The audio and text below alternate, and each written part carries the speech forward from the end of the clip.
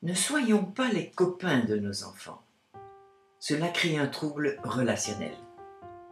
L'importance de rester dans son rôle de parent, c'est-à-dire éduquer, apprendre, protéger, est primordiale pour que l'enfant puisse se construire sans paradoxe.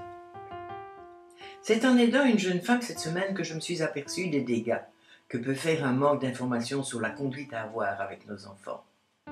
Et rassurez-vous, je n'ai pas été une mère exemplaire, loin de là.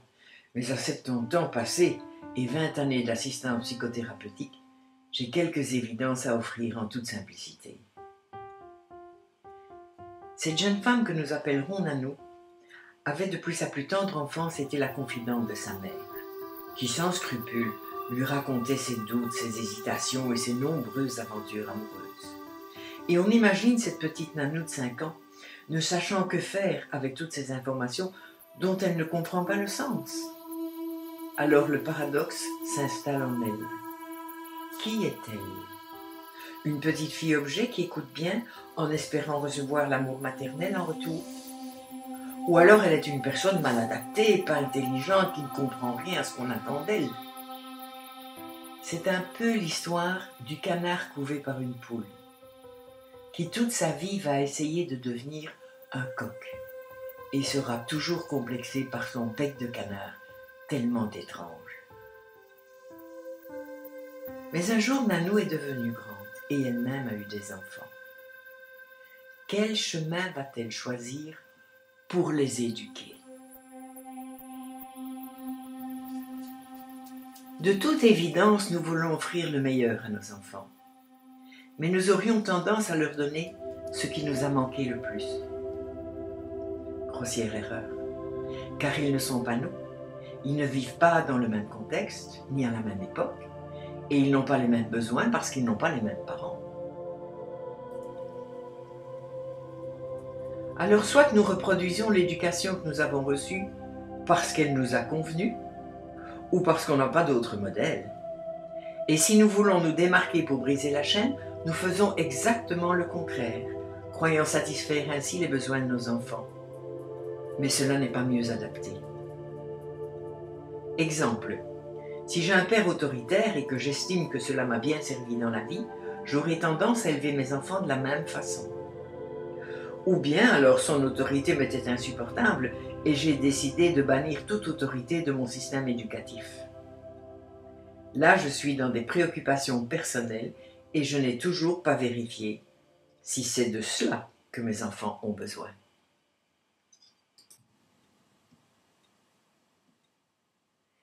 Éduquer un enfant, c'est bien sûr lui montrer la route, lui expliquer les dangers, lui tenir la main quand il le souhaite, faire un vrai boulot de parent. Mais c'est surtout le laisser prendre des risques calculés pour le rendre de plus en plus autonome et par la suite de plus en plus vite responsable de lui et de ses comportements.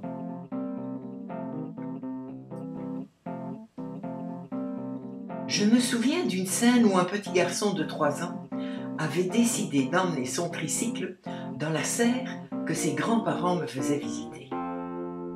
L'enfant voulait à tout prix nous rejoindre, mais ne prétendait pas lâcher son tricycle pour grimper les 3 marches en béton qui menaient à la serre.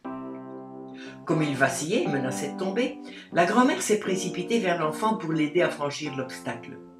Et le grand-père l'a freiné dans son élan. « Non, non, surtout ne fais rien. Il est en train d'apprendre à devenir un patron. » Quelle perspicacité de la part de ce grand-père, en effet. L'enfant était en train de mesurer ses limites et il voulait à tout prix les dépasser.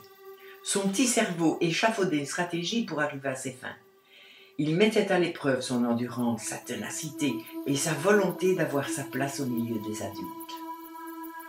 Le fait de réussir seul cet exploit est important pour l'enfant, parce que l'enfant est en train de construire les bases de sa propre estime de soi. Plus vite nous permettons à nos enfants d'être confrontés à des difficultés, en gardant bien sûr une attention bienveillante sur eux, plus vite ils franchiront les étapes qui construisent la personnalité.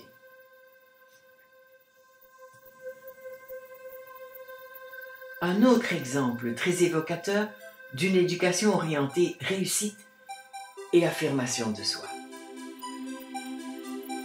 Ce jour-là, je rendais visite à une amie qui possède une grande propriété qui nécessite beaucoup d'entretien et qui a habitué ses 3 enfants à remonter leurs manches pour entretenir pelouse et chevaux. Quelle ne fut pas ma stupeur, en arrivant chez mon amie, de constater que la plus jeune de ces gamines, âgée alors de 5 ans, alimentait un immense feu de branchage de 1,50 m de haut. Prise de panique, je suis allée à la rencontre de mon amie pour la prévenir de l'imminence de la catastrophe. Et je fus accueillie avec quiétude par Catherine qui observait sa fille par la fenêtre de la cuisine tout en faisant des sushis. « Pas de problème, me dit-elle. Elle fait du feu depuis 1 an.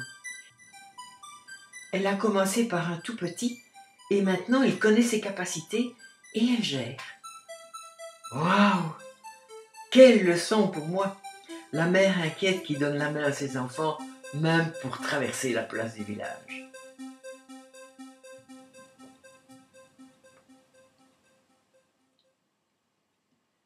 Un enfant, pour se construire, a besoin d'être confronté à des limites, pour pouvoir se mesurer à ses limites et définir ainsi qui il est.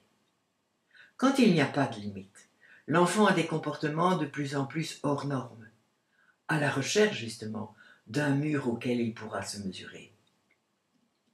L'ado pourrait faire les pires choses jusqu'à ce que l'adulte réagisse enfin. Quand un parent est trop laxiste avec son enfant, c'est-à-dire qu'il laisse faire, alors l'enfant ressent cela comme un manque d'intérêt vis-à-vis de lui, un manque d'amour, ou le fait de ne pas être l'enfant que les parents attendaient, d'où il fait les pires choses pour quand même être vu et exister aux yeux de ses parents.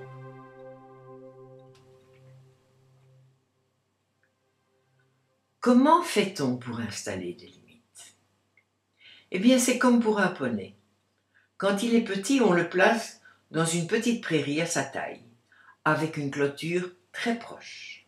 C'est pareil pour un enfant. Il faut que les limites soient très proches et très précises. On pourrait imaginer que le blanc représente ce qui est permis et qui est à l'intérieur de la prairie ou du cadre, et le noir est ce qui n'est pas permis et est en dehors du cadre. Quand l'enfant franchit la limite, une punition s'impose, sans quoi l'enfant ne va pas assimiler la différence entre le noir et le blanc. La punition, c'est ce qui fait l'apprentissage de cette différence. Mais encore faut-il que la punition soit adaptée. Je m'explique. Il vaut mieux une petite punition légère, mais inflexible et incontournable. Punition que les parents pourront assumer jusqu'au bout. Par exemple, si vous privez votre enfant de télévision, vous vous en privez également. Donc vous risquez de craquer et de lever la punition pour votre propre confort. Ça, c'est l'anti-éducation. L'anti-éducation par excellence. L'enfant aura très vite compris votre faiblesse et vous n'aurez plus aucun contrôle sur lui. Pire, vous serez perçu comme un être sur lequel on ne peut pas compter.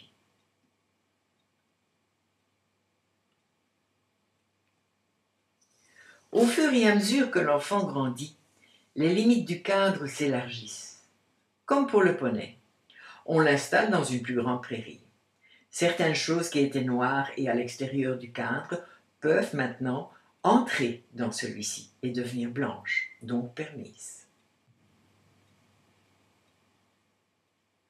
On joue ainsi au vase communicant quelques années, jusqu'à 8 ou 10 ans. Puis on commence à introduire la notion de la couleur grise, parce que dans la vie, tout n'est pas nécessairement noir et blanc. Mais c'est parfois un subtil mélange des deux. Exemple, chez grand-mère, je peux dire des gros mots, et je peux laisser du désordre dans ma chambre, alors qu'à la maison, c'est interdit. L'enfant ayant maintenant l'âge de raison, il est capable d'assimiler la notion du gris avec toutes ses nuances. Mais alors l'important est d'apprendre à l'enfant à définir lui-même les nuances de gris.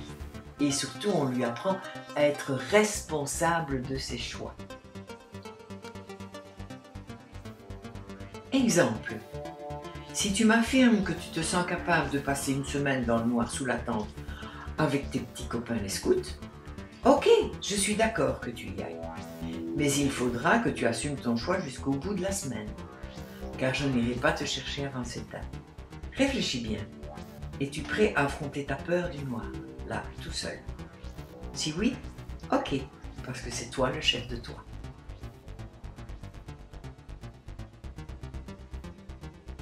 Dans un prochain article, je parlerai de l'importance d'installer des bulles de folie